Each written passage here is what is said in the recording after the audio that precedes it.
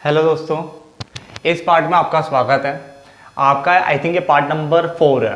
ठीक है, तो स्टार्ट करते हैं इस पार्ट को। देखो, इस पार्ट से पहले मैंने 3 पार्ट करवा दिए हैं और पहला दूसरा चैप्टर आई थिंक वो हो चुका है हमारा। ठीक है, एक बाजार वाला एंड वाला चैप्टर भी हमने कर लिया है, पहले ही मैंने करवा दिया था वो।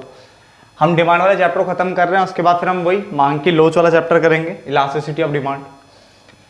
चलो इसको स्टार्ट करते हैं। मैं दोबारा बोल रहा हूँ, अगर अभी देखो इस टाइम पे लॉकडाउन का टाइम चल रहा है, बच्चे जो भी आप सब हो, सबके सब मुझे पता है ट्यूशन नहीं जा पा रहे हो, तो अपने दोस्तों को भी आप ये वीडियोस शेयर कर सकते हो ताकि वो घर बैठे अपनी क्लासेस ले सकें। पूरा कोर्स करा रहा हूँ मैं हिंदी मीडियम का। इंग्लिश की ऑलरेडी कुछ वीडियोस डल चुकी है, इंग्लिश मीडियम वालों की ऑलरेडी वीडियोस मैंने डाली हुई है। सिर्फ हिंदी मीडियम वालों की रह गई थी वीडियोस, तो उन्हीं की वीडियोस मैं बना रहा हूँ। ठीक है, और साथ साथ में जो इंग्लिश मीडियम की कुछ वीडियोस रहती है अभी, वो भी मैं डाल दूंगा कुछ टाइम में। तो हमारा देखो पहला टॉपिक ये है, देखो आय का वितरण। यानी हमने देखो फर्स्ट पॉइंट इसका कर लिया था, लास्ट पार्ट में हमने इसका पहला पॉइंट यानी जनसंख्या की बात हमने कर ली थी। अब हमारे पास है आय का वितरण। तो मैंने कहा वस्तु की मांग आय के वितरण पर भी निर्भर करती है। जैसे कि अर्थव्यवस्था में आय के वितरण की असमानता है आपके यहाँ या नहीं है। देखो हमने क्या बोला, देखो इसने बोला वस्तु की मांग इस बात पर भी निर्भर करती है कि अर्थव्यवस्था में आय की असमानता है या नहीं है। इसका मतलब आय की असमानता वहां पे कम है या अधिक है, ये बता दो भाई।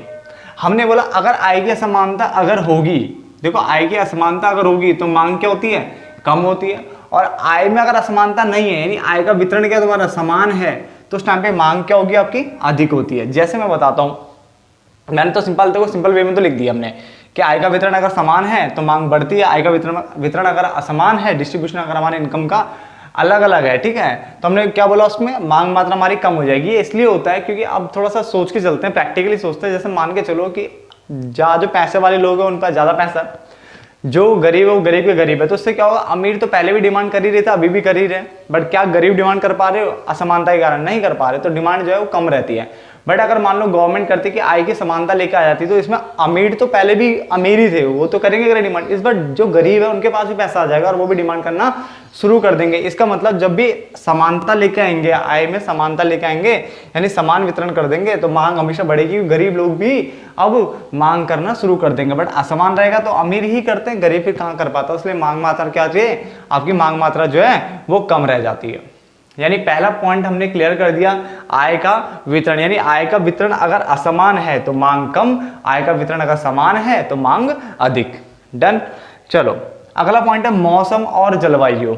वस्तु की मांग पर मौसम और जलवायु का भी प्रभाव पड़ता है। जैसे अब मैं बात करूं कूलर और फ्रिज, इसकी डिमांड कब बढ़ती है, इसकी डिमांड गर्मियों में इसकी मांग बढ़ जाती है। और जो हीटर या गर्म कपड़ों की अगर हम बात करें तो इसकी डिमांड जो है वो सर्दियों में बढ़ जाती है। आप ऐसे ही बोल सकते हो बारिश का टाइम है तो छाते की डिमांड बढ़ जाती है ना। तो ये सब चीजें क्या है, मौसम जलवायु यानी इनके कारण भी मांग अफेक्ट होती है, मांग पे प्रभाव पड़ता है। तो काफी आसान पॉइंट था। चलो, तो हमने मांग को प्रभावित करने वाले कारक कर लिए। व्यक्तिगत मांग में हमने 4 पढ़े, जो हमारा बाजार मांग है हमने उसमें 3 पढ़े। मैंने आपको ये तक बता दिया है कि अगर कुछ ना बोला हो, खाली ये बोला है कि मांग को प्रभावित करने वाले कारक बताओ, तो आप इन 7 में से कोई भी पॉइंट लिख सकते हो। बट अगर स्पेशली लिखा है कि व्यक्तिगत बताने तो व्यक्तिगत के पॉइंट लिखना, स्पेशली कहता है कि मार्केट वाले बताओ तो मार्केट वाले बताना। डन। अब हमारे पास देखो अगला टॉपिक है मांग का नियम, कि लॉ ऑफ डिमांड क्या होता है। तो मैंने कहा मांग का नियम कीमत और मांग के बीच विपरीत संबंध को बताता है। बट इतनी डेफिनेशन से काम नहीं चलेगा, इतनी डेफिनेशन से काम नहीं चलने वाला। हम पूरा बोलेंगे कि मांग का नियम वस्तु की कीमत और मांग के बीच में विपरीत संबंध को बताता है। इस नियम के अनुसार गोल्डन पॉइंट, अन्य बातें समान रहने पर, ये मैं आपको बार बार बोल रहा हूं, अन्य बातें समान रहने पर, इसका मतलब उपभोक्ता की आय समान रहेगी, संबंधित वस्तुओं की बात नहीं होगी। ठीक है, टेस्ट प्रेफरेंस यानी जो हमारी जो प्राथमिकताएं थी उसकी बात नहीं होगी, जनसंख्या की बात नहीं होगी, आय का वितरण की बात नहीं होगी, मौसम जलवायु की बात नहीं होगी। सिर्फ बात किसकी होगी, वो पहले पॉइंट यानी वस्तु की कीमत की बात। यानी अन्य बातें समान रहने पर बस कम कीमत की बात करेंगे। जब किसी वस्तु की कीमत अधिक हो जाती है, यानी कीमत जब बढ़ती है, तो वस्तु की मांग मात्रा यानी मांग की मात्रा कम हो जाती है। और जैसे वस्तु की कीमत क्या होती है, कम हो जाती है, तो मांग बढ़ने लग जाती है, तो मांग मात्रा जो है वो क्या होती है, अधिक हो जाती है। क्लियर। तो काफी आसान लॉ था, हमने ऑलरेडी पढ़ लिया था। ठीक है, मैं इसका भी वही हल्का सा डायग्राम सब जो हम बना ही रहे हैं ताकि हमें पढ़ने में क्या और आसानी हो जाए, तो बना के दिखा देता हूं आपको। आप क्या लिखोगे, वही कीमत, वस्तु की कीमत यानी प्राइस, और मांग मात्रा यानी क्यूडी। कीमत के कम होने पर मांग बढ़ जाती है और कीमत के बढ़ने पर मांग कम हो जाती है। यानी कौन सा संबंध है यहाँ पे? हमारा विपरीत संबंध है, यानी ऋणात्मक संबंध है, नेगेटिव रिलेशनशिप है। तो विपरीत संबंध पाया जाता है कीमत और मांग के बीच में, क्योंकि जब ये घट रहा है तो ये बढ़ रहा है, और जब ये बढ़ रहा है तो ये घट रहा है। फटाफट से नोट डाउन कर लो, आगे बढ़ते हैं। एक इंपॉर्टेंट क्वेश्चन करते हैं पहले, फिर उसके बाद आगे बढ़ाएंगे। हम एक क्वेश्चन करने जा रहे हैं, मैंने आपको बताया ये इंपॉर्टेंट क्वेश्चन है, काफी बार पूछा जाता है कि मांग के नियम के अपवाद बताइए। अपवाद यानी एक्सेप्शन, यानी जहां पे मांग का नियम लागू नहीं होता। मांग का नियम कहता है क्या? मांग का नियम कहता है कि अगर किसी वस्तु की जो कीमत अगर बढ़ती है तो मांग कम हो जाती है, और कीमत के कम होने पर मांग बढ़ जाती है, अन्य बातें समान रहने पर। यानी जब किसी वस्तु की कीमत ज्यादा होती है तो मांग कम, और कीमत कम होती है तो मांग ज्यादा, और अन्य बातें समान रहने पर। ये हमने पढ़ा था, यानी विपरीत संबंध बताता है। तो देखो क्वेश्चन आता है कि मांग के नियम के अपवाद बताइए, यानी जहां पे मांग का नियम लागू नहीं होगा, यानी ये रिलेशन देखने को नहीं मिलेगा। तो कैसा रिलेशन देखने को मिलेगा? धनात्मक, यानी ये बढ़ेगा तो वो बढ़ेगा, ये घटेगा तो वो घटेगा।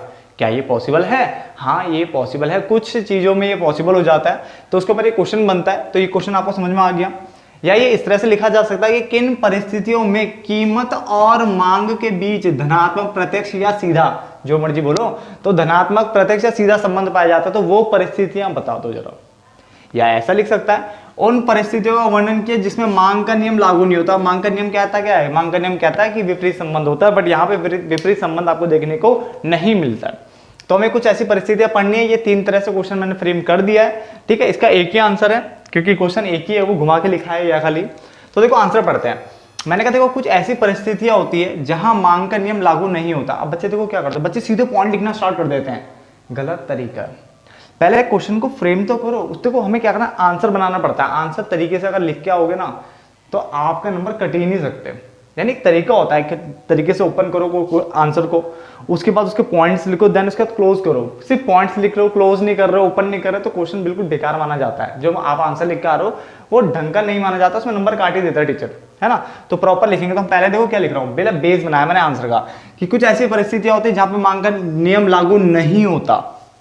ऐसी परिस्थितियों को ही मांग के नियम का अपवाद कहते हैं। ऐसे कोई क्या कहते हैं, मांग के नियम का अपवाद कहते हैं। यानी ऐसी परिस्थितियां जहां पे मांग का नियम लागू नहीं होता उनको मांग के नियम का अपवाद कहते हैं। ऐसी परिस्थितियों में वस्तु की कीमत और मांग के बीच प्रत्यक्ष या धनात्मक संबंध पाया जाता है। और ऐसी जो अपवाद होते हैं, यहाँ पे आपको धनात्मक संबंध देखने को मिलने वाला, सीधा संबंध देखने को मिलने वाला, प्रत्यक्ष संबंध देखने को मिल रहा है। इसका मतलब यहाँ पे आपको जो है विपरीत संबंध देखने को नहीं मिलेगा। इसके अंतर्गत यदि किसी वस्तु की कीमत बढ़ती है, यानी अगर कीमत बढ़ेगी तो उस वस्तु की मांग भी बढ़ेगी, सीधा सीधा संबंध है, ठीक है। और अगर वस्तु की कीमत अगर क्या हुई, कम होती है, वस्तु की कीमत अगर कम होती है तो उस वस्तु की मांग भी हो जाएगी, कम हो जाएगी। सिंपल सी लाइन थी, बार बार रिपीट हो रही है, ठीक है। अब ऐसी परिस्थितियां निम्नलिखित है, अब मैं लिखने वाला हूं, ठीक है। निम्नलिखित का मतलब इसके बाद आने वाला है, ठीक है ना। तो स्टार्ट करते हैं, मैं लिख लेता हूं, आप इतना उतार लीजिए।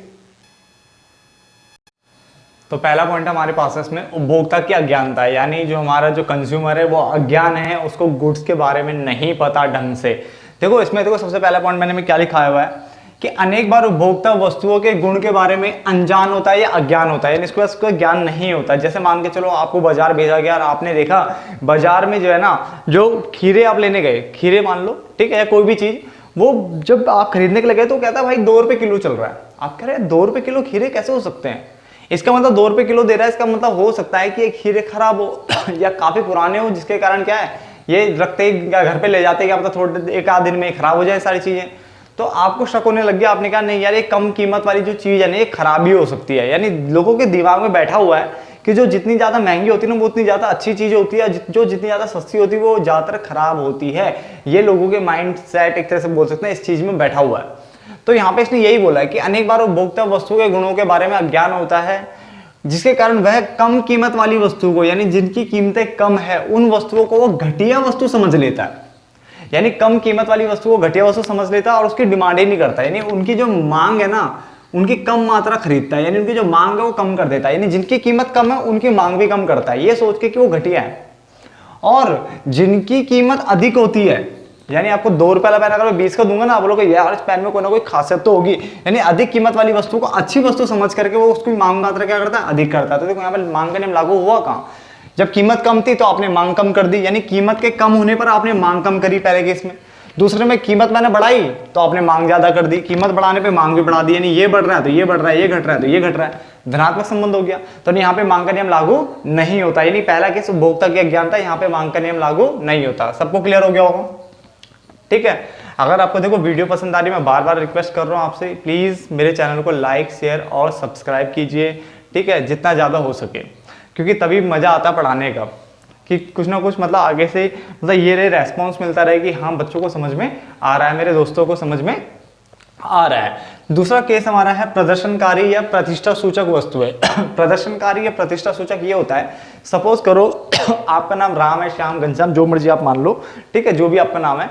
आपने क्या करा, आपने एक बाइक ली। तो देखो अब जब आप एक बाइक लेते हो ना, आपने वो बाइक मान लो 1 लाख रुपए की खरीदी है, तो जो आपका जो दोस्त होगा ना, वो जेलेसी के कारण यानी चिड़चिड़ाहट के कारण वो अब आपसे वो भी बाइक खरीदेगा, मतलब बाहर से बाइक खरीदेगा और आपसे ज्यादा कीमत वाली खरीदेगा। क्योंकि अगर 1 लाख से कम की खरीदता है तो स्टेटस की बात आ जाती है, स्टेटस सिंबल की बात आ रही है ना, कि स्टेटस दिखाना है, तो आप उससे थोड़ी महंगी ही खरीदोगे। तो यहाँ पे क्या होता है, प्रतिष्ठा सूचक या प्रदर्शनकारी वस्तुओं में क्या होता है, कुछ ऐसी वस्तुएं होती है जो आधुनिक जीवन में प्रदर्शनकारी होते हुए भी, यानी हमें पता है कि सिर्फ दिखावटी वस्तुएं हैं, ठीक है। मैं एक बढ़िया सा क्या नाम है बैट लेके आता हूँ जो कि 20,000 रुपए का है, अगला बंदा कह रहा है क्या बैट लेके भाई तुम, जब वो अपने लिए लेके आएगा तो जानबूझ के मुझे बताओ 20 या चाहे 1 रुपया एक्स्ट्रा लगाना पड़े, बट एक्स्ट्रा लगा के आएगा, उससे कम का नहीं लेगा, क्योंकि अगर उसने उससे कम का लिया तो स्टेटस की बात आ जाएगी, या फिर सेम लेगा बट उससे कम नहीं ले सकता हो, ठीक है ना। तो कुछ ऐसी वस्तु होती है जो आधुनिक जीवन में प्रदर्शनकारी होते हुए भी अनिवार्य की स्थिति बनाए हुए, अनिवार्य मतलब एक तो नेसेसरी वाली क्या है स्थिति बनाए हुए हैं।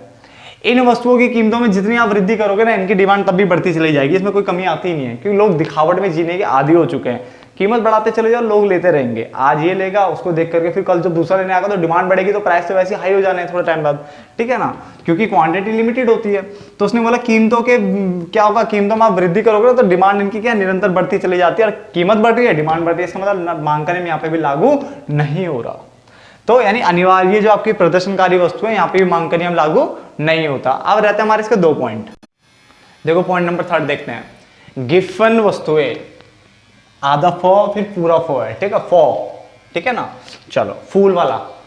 तो गिफिन वस्तुएं, तो इसमें गिफिन वस्तुओं की अगर हम बात कर रहे हैं तो गिफिन वस्तुएं वे घटिया एवं निम्न कोटि की वस्तुएं होती हैं। यानी पहले हम समझ लेते हैं कि है क्या चीज।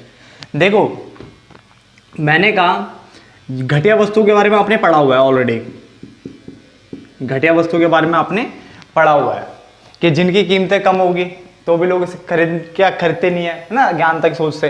तो देखो ये हमने किसके अंदर पढ़ा था घटिया वस्तु ढंग से, हमने आय उपभोक्ता की आय में पढ़ा था, जहां पे हमने पढ़ा था कि उपभोक्ता की आय बढ़ने पर उपभोक्ता इसकी मांग नहीं करता और उपभोक्ता कम होने पर इसकी मांग बढ़ जाती है, पढ़ी थी ना। तो घटिया बोलो या निम्न कोटि बोलो, तो ये घटिया वस्तु है। और इसने यहाँ पे बोला ये जो इसके अंदर है ये आपका गिफन वस्तु है, गिफन वस्तुएं यहां आएगी। तो एक तरह से अगर समझा जाए, ठीक है, इसके ऊपर क्वेश्चन बनता है कि जितनी भी गिफन वस्तुएं होती है, यानी जितनी भी गिफन वस्तुएं होती है वो सारी की सारी क्या होती है, घटिया वस्तुएं होती है। गिफन वस्तुएं देखो इस गोले के अंदर है, ये पूरा एक मान लो कि एक तरह से गोला है, मेन गोला है, इस गोले के अंदर छोटा गोला है, इसका मतलब इस छोटे गोला एक बड़े गोले के अंदर ही है ना, तो उसका मतलब गिफिन वस्तुएं भी घटिया वस्तुएं होगी। मगर सारी घटिया वस्तु गिफिन वस्तुएं नहीं हो सकती, क्योंकि कुछ इस बाहर के एरिया में भी होगी, तो वो इस एरिया में थोड़ी ना कवर है। तो ये पेपर में पूछता है क्या सारी घटिया वस्तु गिफिन वस्तु होती है, आप बोलोगे नहीं, सारी गिफिन वस्तुएं घटिया वस्तु हो सकती है कि उस बड़े गोले के अंदर आ रही, घटिया के अंदर आ रही है, यानी उसके दायरे के अंदर आ रही है। मगर ये जो है सारी गिफिन वस्तुएं, ठीक है, घटिया वस्तु हो सकती है, बट सारी घटिया वस्तु गिफिन वस्तुएं नहीं हो सकती। पहले ये बात को क्लियर कर लेना इस गोले को बना करके कि बाहर वाला गोला जैसे ये हो गया है ना, और उसके बाद यहाँ पे क्या कर दिया हमने, ये अंदर एक छोटा गोला बनाया, छोटा गोला रिप्रेजेंट कर रहा है गिफिन वस्तुओं को। इसका मतलब गिफिन वस्तु बड़े गोले के अंदर आ रही है, इसका मतलब गिफिन वस्तु घटिया वस्तु हो सकती है, सीधी बात है। बट सारी घटिया वस्तु गिफिन वस्तु नहीं हो सकती, क्योंकि कुछ ऐसी वस्तु बचेगी जो इस गोले के अंदर नहीं आ रही, इस वाले छोटे गोले के अंदर, तो गिफिन वस्तु ये सारी नहीं हो सकती, बट ये सारी घटिया वस्तु हो सकती है। क्लियर हो गई, ठीक है, कंफ्यूज मत होना, दोबारा बोल रहा हूँ, गिफिन वस्तुएं घटिया वस्तुएं होती है, यानी ऑल गिफिन गुड्स, ठीक है, आर इंफीरियर गुड्स, यानी जितने भी गिफिन गुड्स हैं वो सारे इंफीरियर यानी घटिया गुड्स हो सकते हैं, बट ऑल इंफीरियर गुड्स यानी जितने भी इंफीरियर गुड्स हैं, ठीक है, वो क्या बोला मैंने, आर नॉट गिफिन गुड्स, वो गिफिन गुड्स नहीं हो सकते। फंडा क्लियर? चलो, यानी गिफिन वस्तुएं क्या, घटिया वस्तुएं ही एक तरीके से, बहुत ही निम्न कोटि की वस्तु है। तो हमने बोला घटिया एवं निम्न कोटि की वस्तुएं होती है, पहले तो ये घटिया निम्न कोटि की वस्तु है। नंबर 2, जिनकी कीमत कम होने पर, यानी कीमत जैसे इनकी कम हो जाती है तो इनकी मांग भी कम हो जाती है, और कीमत के अधिक होने पर इनकी मांग भी क्या जाती है, अधिक हो जाती है। अर्थात वस्तु की कीमत और मांग के बीच में आपको धनात्मक संबंध देखने को मिलता है ऐसी वस्तुओं में, जिसके कारण मांग का नियम यहाँ पे क्रियाशील नहीं होता। बड़ा आसान सा था, ठीक है, अब भूलना मत, और वो 1 नंबर के लिए याद रखना जो मैंने बताया, क्योंकि बच्चों को ये नहीं पता होता, वो कंफ्यूज हो जाता है दोनों में। भविष्य में कीमत में परिवर्तन की संभावना, यानी जो फ्यूचर में जो प्राइस है उसमें चेंजेस होने के संभावना है, ठीक है, एक्सपेक्टेशन की जा रही है कि इसमें चेंजेस होंगे। तो समझ जब भविष्य में वस्तु की कीमत में परिवर्तन आने की संभावना होती है तो ऐसी स्थिति में मांग का नियम लागू नहीं होता, पहली बात तो। यानी जब भी भविष्य में कीमत में परिवर्तन होने की संभावना होगी, मांग का नियम वहां पे लागू नहीं होगा, ठीक है। इसने लिखा अर्थात वस्तु की कीमत और मांग के बीच में आपको ऐसी जगह पे धनात्मक संबंध देखने को मिलता है। उदाहरण के लिए यदि किसी वस्तु की भविष्य में कीमत, यानी ध्यान से देखना मैं क्या बना रहा हूं, ठीक है, मैंने देखो कीमत लिखा है, ये वर्तमान में है, वर्तमान में कीमत मान लो आपकी क्या है, मैं ये बनाता एक भविष्य भी लिख देता हूं, भविष्य में कीमत की बात कर लेंगे, एक वर्तमान हो गया, ठीक है, एक भविष्य हो गया, ठीक है, फिर मांग मात्रा की बात करते हैं, यानी QD, ठीक है। तो कीमत वर्तमान में क्या है, भविष्य में कीमत क्या है, और ये मांग मात्रा। आप चाहे तो सही से कर देना इसकी कीमत, फिर ब्रैकेट में भविष्य कर देना, ठीक है ना, आपको समझ में आ जाएगा। तो यदि भविष्य में कीमत कम होने की संभावना, यानी आपको लगता है कि यार भविष्य में ना, टमाटर का एग्जांपल ले लेते हैं, कीमत कम होने वाली है, आज से यार 50 रुपए किलो चल रहे टमाटर, मुझे पता है, मेरे को लग रहा है ऐसा कुछ होने वाला है, नई पॉलिसी जैसा आएगी जिसके कारण 50 रुपए से सीधा 20 रुपए पर आ जाएंगे, यानी भविष्य में कीमत कम होने की संभावना है। तो उपभोक्ता क्या करता है, उसकी मांग कम कर देता है, तो उपभोक्ता उसकी मांग कम कर देता है, क्यों, बोलता है यार भविष्य में खरीदेंगे ना, अभी तो कीमत ज्यादा है, भविष्य में कीमत कम होगी तो तब डिमांड कर लेंगे, अभी क्यों करें। तो यानी कीमत के कम होने पर, ठीक है, वो क्या भविष्य में कीमत कम होने पर वो कहता है मैं डिमांड मांग मात्रा भी कम कर दूंगा। बच्चे कह रहे हैं भाई देखो सीधा रिलेशन हो गया, अभी नहीं, अभी पूरा समझो पहले से। तो भविष्य में कीमत कम होने की संभावना है, और मांग जो है ना आपने आज ही कम कर दी कि कहा भविष्य में खरीद लेंगे, ये वर्तमान में मांग आपने कम कर दी, ये वर्तमान की मांग है, भविष्य की मांग तो देख ही नहीं सकते ना हम, क्या करेंगे, तो बात ही बात है। अब उसने बोला कम खरीदेंगे, चाहे उसकी कीमत आज मतलब वर्तमान में, चाहे उसकी कीमत वर्तमान में कितनी भी कम क्यों ना हो, यानी हो सकता है, देखो ये तो सिर्फ एक्सपेक्टेशन है ना कि भविष्य में कीमत कम होगी, क्या पता ज्यादा हो जाए। तो उसने बोला देखो आज ऑलरेडी 50 रुपए, यानी जो कम रेट पे ही है, आज भी टमाटर कम रेट पे ही थे, 50 रुपए पे थे, पर आपने सोचा नहीं यार आज 50 से कल और कम हो जाएंगे तो कल खरीदेंगे, यानी कीमत कम थी ऑलरेडी, उसके बाद आपने सोचा कि और कम होगी तब खरीदेंगे, तो इसलिए आपने मांग भी कम कर दी। तो कीमत के कम होने पर आपने मांग क्या कर दी, कम कर दी, तो सीधा संबंध हो गया।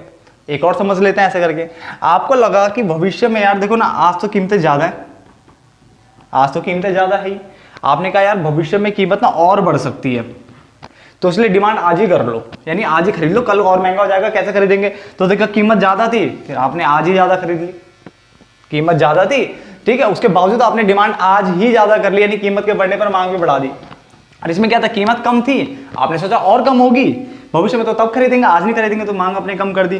तो देखो कीमत के कम होने पर मांग कम हो रही है, कीमत के ज्यादा होने पर मांग भी ज्यादा हो रही है, यानी कौन सा संबंध यहाँ पे भी, यहाँ पे आपका विपरीत संबंध नहीं दिख रहा है, यहाँ पे आपका धनात्मक संबंध दिख रहा है, जिसके कारण यहाँ पे मांग का नियम लागू नहीं होगा। तो इस पार्ट को यहीं पे खत्म करते हैं, मिलते हैं नेक्स्ट पार्ट में, जहाँ पे हम एक नया जो है कंटेंट यहाँ से उठाएंगे, जो बच गए हमारी चीजें, और उसको खत्म करेंगे। धन्यवाद दोस्तों।